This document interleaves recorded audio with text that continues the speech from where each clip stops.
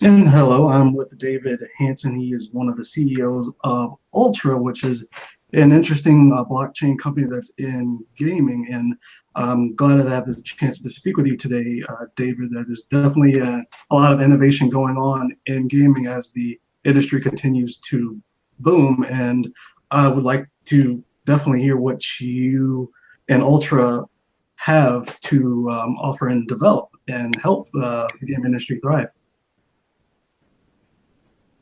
All right. Well, if you want to have a short description of what Ultra is, essentially, if you look at today's marketplaces that exist, like Steam, you will see that developers are facing majorly two problems.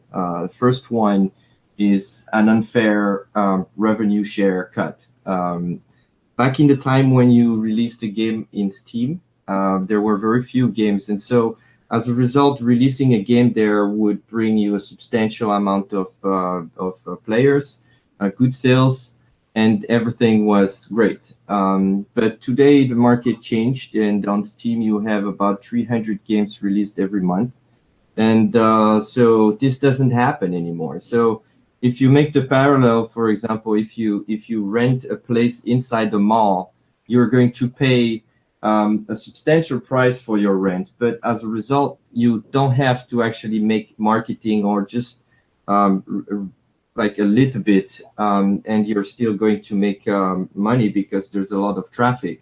But today it's not the case anymore with Steam. So you're paying the premium, but you're not getting anything. And so as a result, you still need to do marketing outside of Steam, and this is starting to cost a lot. So Steam is taking 30% before, as everybody knows, before tax, and so after tax, and then after your own cut, and after this and that, paying everybody, developers are left with a very small part after having worked years on their game. So this is a fair part of the platform right now. And the second problem that exists is so the discoverability issue. So on one end, it's a price, and then on the other end, it's, well, you are within a huge amount of games being released every day. And so you're going to face problems trying to show the existence of your game on Steam. So the only way you do it is with marketing. So what Ultra is doing is trying to solve both of these problems. So we're trying to solve it by helping developers simply by charging a much smaller fee. And then the second part is we focus the platform on discoverability and promotional features. So we leverage crowds. It's a little bit like crowdfunding or crowdsourcing, where we give tools to users to help promote the games for game developers. And so they win something, the game developers have to pay less, and their games get known better.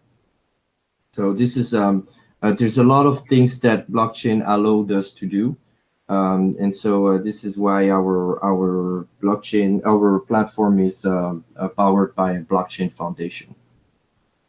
And that does bring up a number of questions, and especially on focusing on Steam. But before we get into some more of the more intricate issues that come with Steam, how does Ultra plan to help with those issues of, is it going to be limited to how many games can be on the platform at once, or how are you approaching that?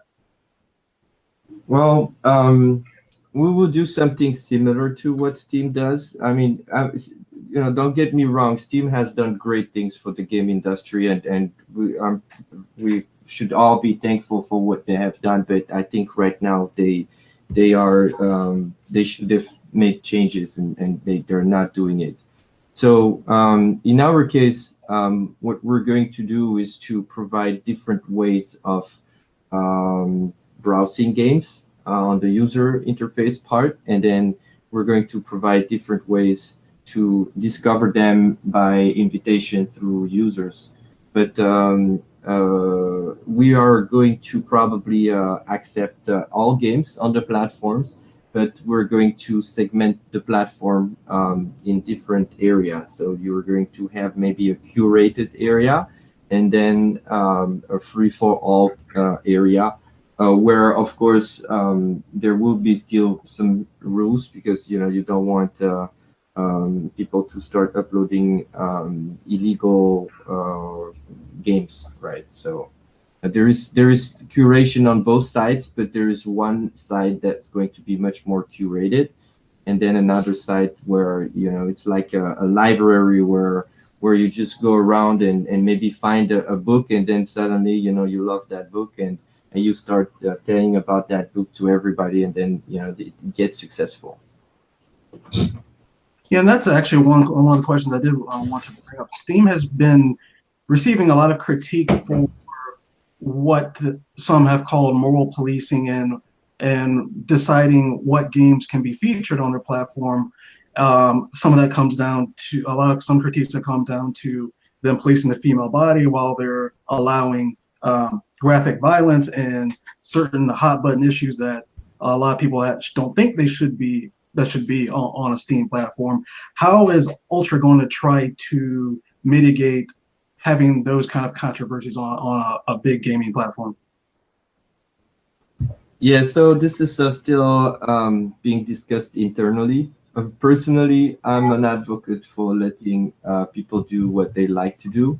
And also, yeah, I don't. It's weird that on one end, you refuse games where maybe a girl is in panties, and then on the other end, you accept a game where you can kill a million people with your gun. So there's some indeed strangeness in the way how people perceive it. Right now, what we think we're going to do is to simply segment the market, and then have areas where I would say sensitive content will be displayed. So in advance what's going to be inside. This said, of course, like how to say, illegal or really borderline stuff are not going to be on our platform. So we're going to still stay in a reasonable areas of the game industry. And that's still something you're working on internally, so you don't have any set structure of we'll allow X, but we won't allow Z. For I'll use a gaming example. So a game like Total War 3 Kingdoms was coming up. I mean that's a violent franchise, but it doesn't really get lobbed into what people think of as violence, because that's mostly what we're talking about with first-person shooters. And then there's a dark side of first-person shooters where certain companies that decide to make games off of certain things in the United States that they should probably try to profit off of. So you haven't decided exactly where that line is going to be with violence or with sexual content? Yeah, actually, we have these discussions right now internally, but they are based also on feedback we're asking to developers. So we're asking what they want, what matters for them, and so on. So it is a sensitive topic, I would say, especially in the US, I guess. In Europe, it's less of a problem. There are issues that obviously you don't want to have. I don't know, Nazi-related content and stuff like that. Back in the time, there were some games like this. So you need to be very careful with these ones. You don't want them on your platform for sure. But then I think really today the topic is really around porn and sexual active type of content. But in the violent part, I think right now it's still very much everybody kind of already accepted and agreed they don't mind about it. I believe that's mostly true, because that's a lot of what I've been hearing is a lot of people upset with Steam, for example, for basically, as you mentioned before, seeing a woman in underwear. They want to censor that, but on the other side of the spectrum, a game, first-person shooters, where you're basically stomping someone's skull, and they're fine with. And people think that that's a little hypocritical. And I guess also with I guess while we're speaking about Steam, what are some of the lessons that Ultra has learned from looking at Steam, since everyone, or I believe most people on your board and working with Ultra are gamers and work within gaming. Or what are some of the things that you're taking from Steam? Oh well, very clearly the smooth game distribution innovation they brought. You download the game and you get constant updates. That doesn't require you to re-download the entire game. You can update from version 1 to version 10 if you haven't updated for a while. I think this is really what Steam brought to the world that's really transformed the game distribution ecosystem. So this is really a must today, and we're going that way absolutely. Now, there are many things that they have innovated around community-wise and so on. And on this aspect, we're going to be completely in another direction. So I think today, after I think 10, 15 years of Steam's release, there is a lot of new possibilities, especially related to the blockchain. So we're going to innovate a lot. So our platform is going to look a little bit in some aspect to Steam, but actually it's going to be very different. So we're taking some aspects and then we're bringing something completely new on the other side. Like for example, you can generate content such as articles, reviews, and so on, and you can actually monetize this. So we support micropayments and nano payments because the blockchain solution we are making doesn't require any doesn't have any transaction fees.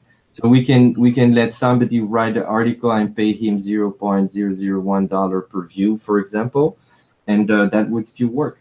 So these kind of things is going to be something I think very exciting, both for players and for content creators, because they can start actually making a living from contributing to the platform. And this is really what makes Ultra very different to other platforms. We're going to have one very big focus on helping people monetize their contributions.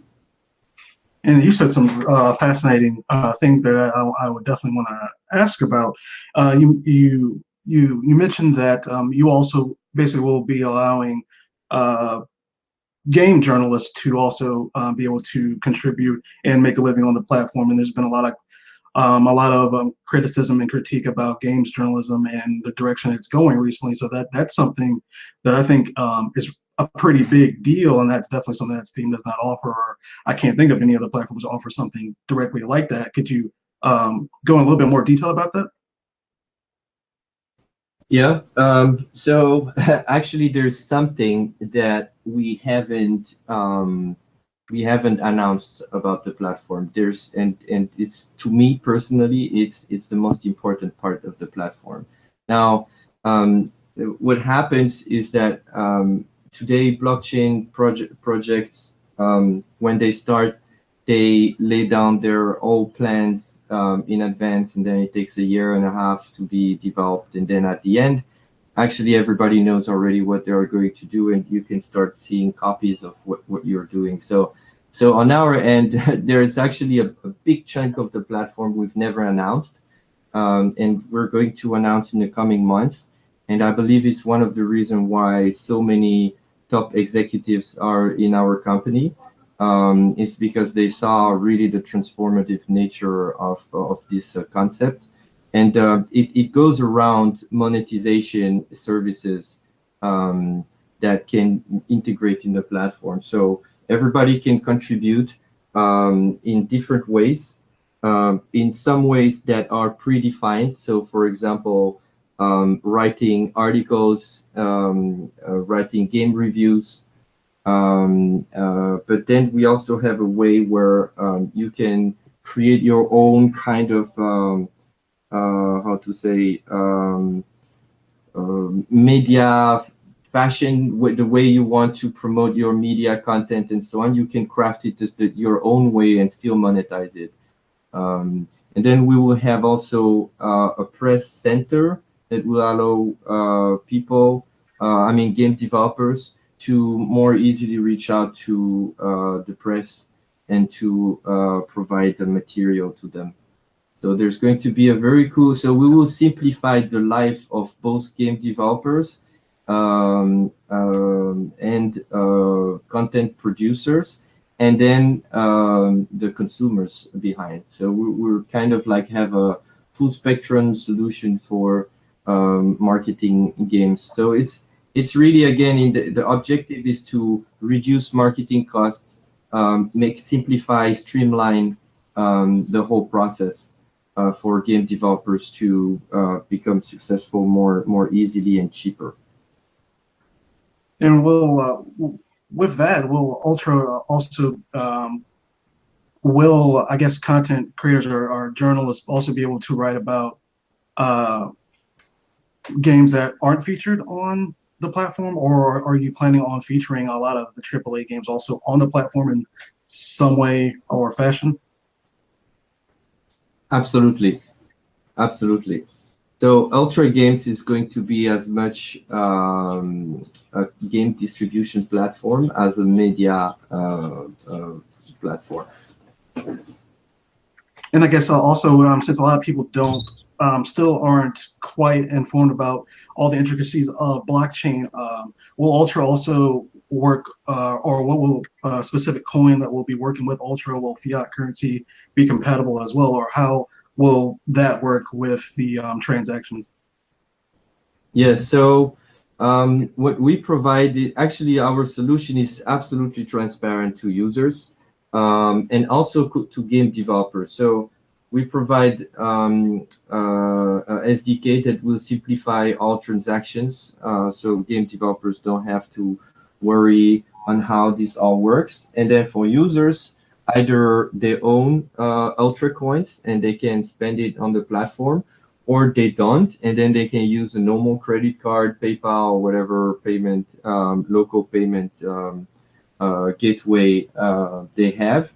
And then the way it works is that we purchase coins from coin holders at that moment, and then we provide that to the user. So you swipe your card, we purchase with that Ultra coins for you, we provide these coins, and then we complete the transactions on the blockchain. So it's at the user level is absolutely transparent. They never even notice they use blockchain actually. So yeah, so users won't have to pretty much become fluent in blockchain and pretty much the I'm just lost the word, but they won't have to worry about like the different exchange rates or anything like that. This will all be taken care of for them on the back end. Oh yeah, so this is also something that's special about Ultra is that all prices are set in dollars or in euro, depending on the developer's preference. But so they say, okay, my game is let's say $40, whatever, and then what we have is on the blockchain we have the conversion rate between USD to Ultra coins that is permanently updated on the blockchain. So when you want to make the purchase of this game, at that moment we will tell you, okay, you need to give this many coins, and the value of this many coins is $40. So it's transparent again for the user. When he uses his credit card, it's going to be the same price all the time. And if he has coins, it's still going to be $40 every time he pays. So the amount of coins might differ depending on the moment, but the price, the final price, is going to be the same. And this works for the entire platform. So whether you buy a game or you're being paid for something, or subscribe to some service or so on, it's really it's unique, it's different. And this kind of stuff allows us to actually work with larger entities because you want to be able to rely on your revenue stream and on what you're making and on what you're spending. And so this is a great solution we've added to our blockchain. That is definitely something that would be innovative because I think that gets the best out of blockchain, and it doesn't have a learning curve for those who are not familiar at all with any sort of cryptocurrency or how blockchain operates. And I guess since we were talking about games, and it's probably a good idea to go into how did you first get into gaming? What is your favorite genre, and how did you come about to work in the gaming industry? Oh well, I started gaming very very young. I was really a game addict, I would say. And then I guess I got really caught into Counter Strike. I played the first and the second beta, and then I went to beta 4, 5, and I went up to 1.6, where at that point I was about to stop. So I've been playing Counter Strike at the early moments when esports started. We were maybe one of the first team in Europe to be sponsored. We won lots of tournaments, and actually Nicolas, my co-CEO of Ultra, was part of that team back in the time. And so after that, I built my first company. I was 18 years old, a computer service company. And from there, I sold it. I did search engine optimization service, B2B, which I also sold. And then I moved to China, where I set up my first video game company.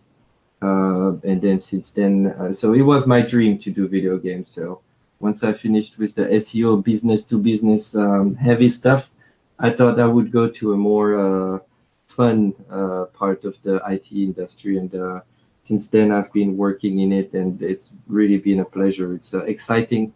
You work with very smart people, and the creativity and level of innovation is just crazy. It's fantastic. Just love it. And what is your opinions on the current state of gaming? Are you liking where it's going, and do you feel Ultra can step right in and be a great service there? To from what I've learned today is like definitely this is a big thing, will be a big deal for gaming journalists to actually interact directly with developers and those and content creators, so we don't get the the improper framing of gamers and kind of the just mocking of them by a lot of the press. So that's one of the big things I take out of Ultra so far. But what do you see about or think about the state of gaming right now? Well, I think it on the mobile part, it's starting to stagnate. On the PC part, it's been stagnating a year or two earlier than that. And I really, really believe the blockchain industry is going to be truly a renaissance for the game industry. And because it has so many implications. Really, the blockchain technology combined in games and everything related to games industry, the press, the content creators, also the modders, the esports. The thing is just it goes nuts in all direction. So I think right now what we're going to see is one project that's going to work, then another one, then another one. Um, but at the end of the day, I also believe there's going to be consolidation in the blockchain industry, because if you look at gaming blockchain project today, you will see that there's a lot of services based on blockchain that are usable in games or around games, but they are just one vertical. And this is being multiplied over and over again. So you have, for example, many token item token item tokenization. So you can tokenize a virtual item in game and then have it kind of like in a physical form where you can trade it outside of games and so on. There's many like this. Then there's many streaming related services. There's many, but at the end of the day, what happens is that game developers are not going to install 1 million of SDKs. They're not going to do it. It's just too much work. So what's going to happen is that, and this is where I believe we are pretty well positioned, and there will be other ones like us, where you just install one SDK and you have all of these services in one single place. Because developers don't like many SDKs, and because you don't have to have many SDKs. And many of these services are often quite simple in terms of development. And so you could very well have one entity providing all of them in a single place. And then, do you have a time frame of when you want to have everything launched, and where do you see this project in about 5 years? Just could you just give readers and listeners a little time frame of when we could see something from Ultra? Oh, sure.